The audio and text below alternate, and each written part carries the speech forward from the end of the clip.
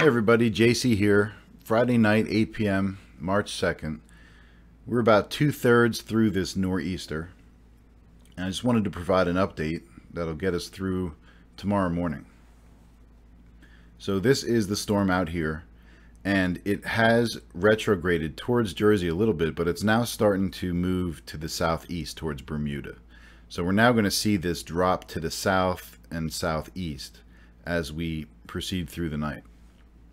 Now, if we go over and look at radar, the heavier snow bands are over South Jersey now, and we're starting to see snow taper off in North Jersey.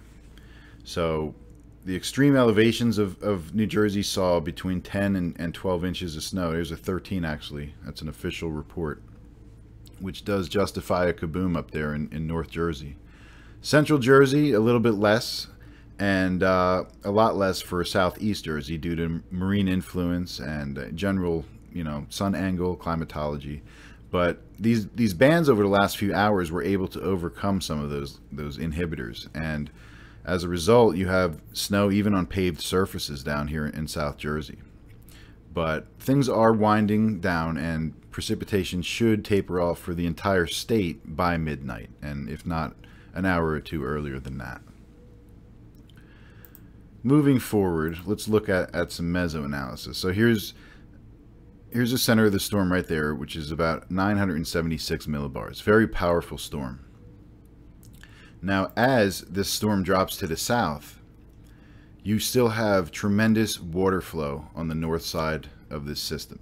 And that water flow is going into the Long Island area and has no place to go but to kind of move around to the Jersey Shore. That's why we're going to deal with the coastal flooding tomorrow. That should be higher than today, because as this drops around, the water flow is going to overpower the airflow, because our winds are out of the northwest. That typically doesn't favor flooding, coastal flooding, or a storm surge at all. In fact, it's kind of the opposite. You can end up with blowout tides in cases like that. But we have tremendous swell coming around the north side of this storm, and that's what's going to keep our flooding plain elevated for tomorrow. Now, this is right from the National Weather Service, right from the MDL. And if we look at Cape May, this is the high tide tomorrow, this black dashed line. So how these tidal charts work, the blue line represents astronomical tide, which was high to begin with because we had a full moon today. And then the gold line is a storm surge, and you can see how that really elevates right now. So for tomorrow morning, you have this already high astronomical tide plus this gold storm surge tide, which totals 9 feet as a total storm tide.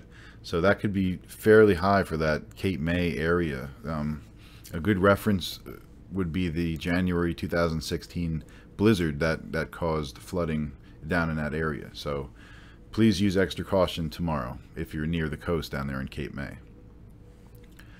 Let's go back and look at Atlantic City. 8.5 foot storm tide.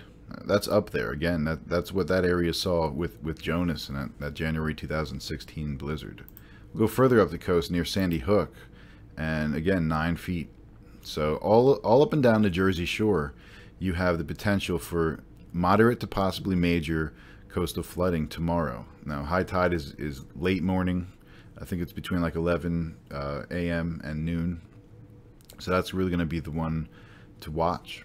So to recap everything, areas away from the ocean are pretty much finished with this storm once the precipitation tapers off. You will still have some gusty winds overnight, and there could still be power outages associated with that. But from that point on, you're mostly finished with this storm.